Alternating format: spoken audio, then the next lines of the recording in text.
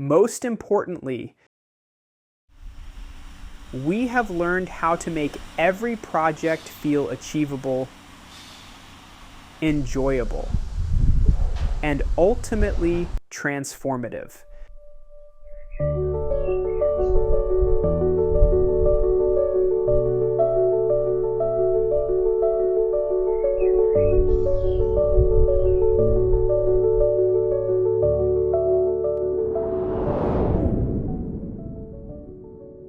You know, when we bought this house 10 years ago, we had big dreams for the backyard, barbecues, lazy Sundays by the pool, within the whole 9 yards.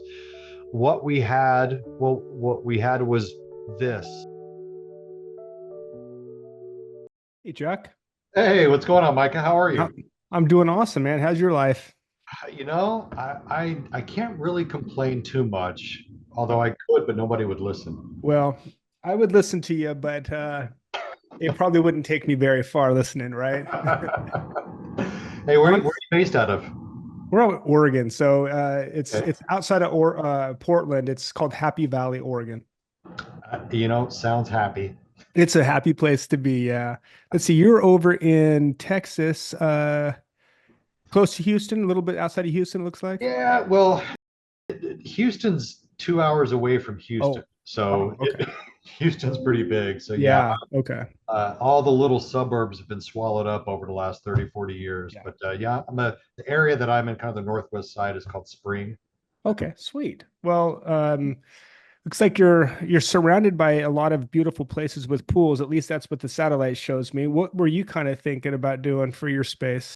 I want to extend the second story roof to create a big vaulted cathedral style outdoor space with ceiling fans and recessed lighting. I guess we'll need to rip up the non-load bearing pillars and possibly redo the foundation to support it. We want an L-shaped outdoor kitchen with a grill, side burners, a sitting area, and a fireplace. There's a dog's door with a ramp. I need a fenced off dog run to keep them separate from the patio. We already bought a Michael Phelps swim spa, 8x13. The challenge is the size of the swim spa. It's 8x13. And from the edge of the wall here, it goes to about here. I would need space to be able to walk all the way around. So I'm thinking we're going to need to extend the patio. So there would be some foundation work. Okay. And at the same time, I don't know, but I feel like, and I need to get some on-site estimates, but I feel like we may have to rip up some of this foundation because I don't think the foundation is thick enough to support the weight of the swim spa in the water. Also, I want full sunshades and a high pressure misting system with atomizing heads to fight the Houston heat. The estimates that I've gotten in the past, and this was a number of years ago, both of the contractors that had come in said that this really poses an architectural challenge in trying to extend this out. Yeah. And I mean, the original estimates were like 80 to 100 grand just for building this piece out.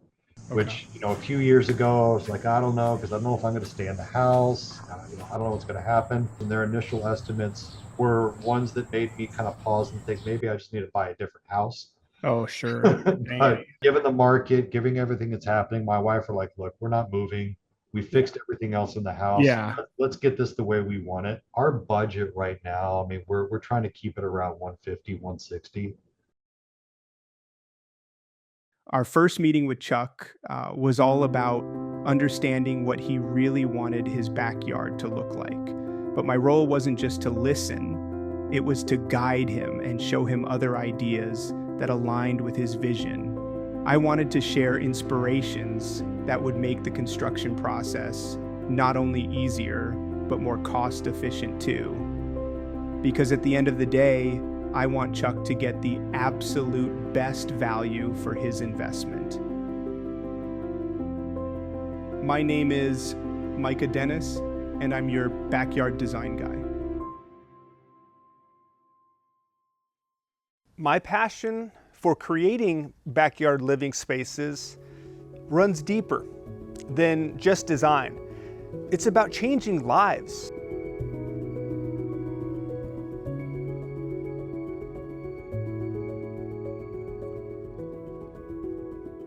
I'm not just your designer, I'm your project advocate. I create the vision with you, and I guide you through the whole process. And I don't just disappear when the design is done. I stay with you until you win, until your backyard living space is everything we envisioned together.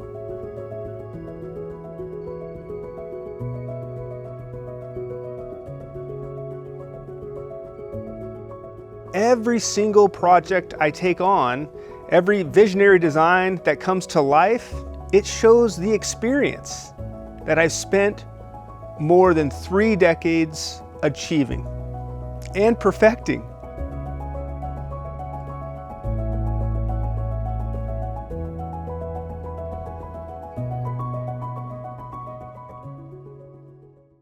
When Chuck tried to design it himself, he quickly found out that the final 3D design was completely different from what he had imagined.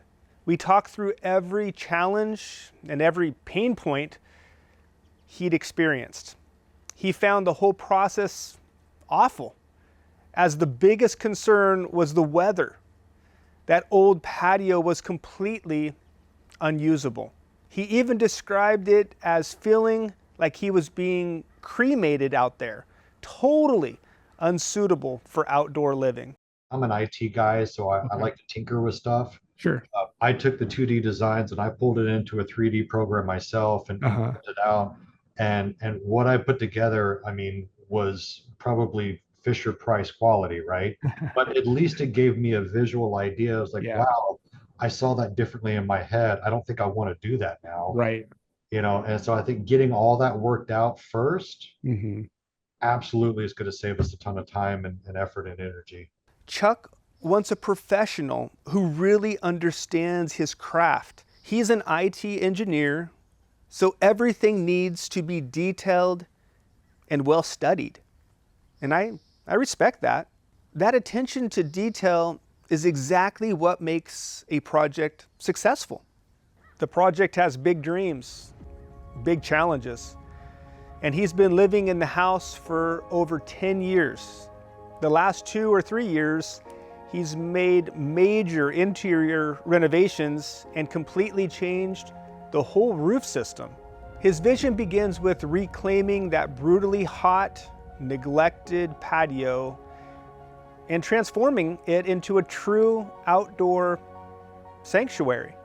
At the heart of the design, he wanted vaulted ceilings, a cathedral-style roof that extended from his second story, and dramatic and finished ceiling fans with recessed lighting.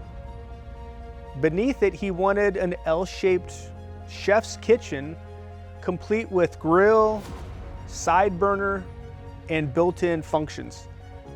Adjacent to that, he wanted a sitting area anchored by an outdoor fireplace to bring warmth and atmosphere into the evenings. The far end of the space will house an 8x13 Michael Phelps swim spa. He had already purchased that, but we had to get a reinforced foundation designed. He wanted to extend his patio, and then of course we'd have to crane that swim spa in with very tight access. Chuck and his wife wanted to use it year-round, particularly for fitness and wellness. He also needed to create a separate dog run using a low fence to keep their small army of dogs out of the main entertaining zone. To fight that oppressive Houston heat, Chuck's wish list included a full perimeter sunshades all around the structure. With a total budget between $150,000 and $160,000, Chuck is ready to stop waiting and start building. He says, let's just rip the Band-Aid off and get it done. So here we are at the end of episode 1, and I want you to see what we're really dealing with here. This is about solving some serious engineering and construction challenges while staying within a realistic budget. Is Chuck's original cathedral vision the right move for his house? Is it budget friendly when he's got all these other wish list items? Or should we go with an alternative approach that could save him tens of thousands of dollars? Now, me personally, I know exactly what's going to happen next, but you're going to have to wait for the next episode to see what we came up with. Trust me, you don't want to miss what happens next.